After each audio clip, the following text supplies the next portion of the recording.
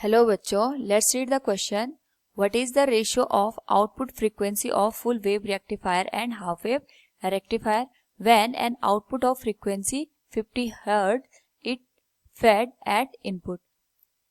First of all, we will discuss here the key concept, which is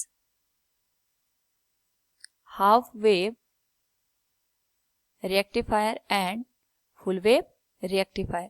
तो जो rectifier होता है, it is a device which convert AC signal into DC signal. ये AC को DC में convert करने का यहाँ पे काम करता है.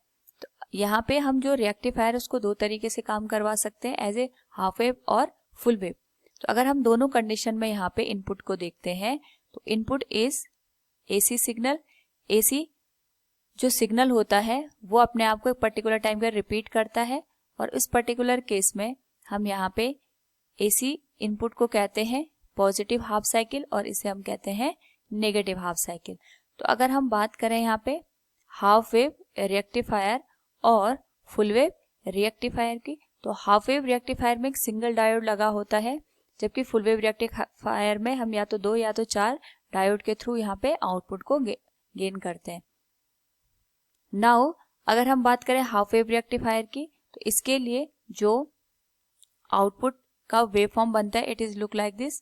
पॉजिटिव के लिए हमें आउटपुट मिलेगा, लेकिन नेगेटिव के लिए कोई भी आउटपुट नहीं बनता है. तो इस तरीके से यहाँ पे आउटपुट मिलता है. लेकिन फुल वेव रेक्टिफायर में हर एक हाफ साइकिल के लिए हमें आउटपुट सेम डायरेक्शन में मिलेगा, लाइक दिस.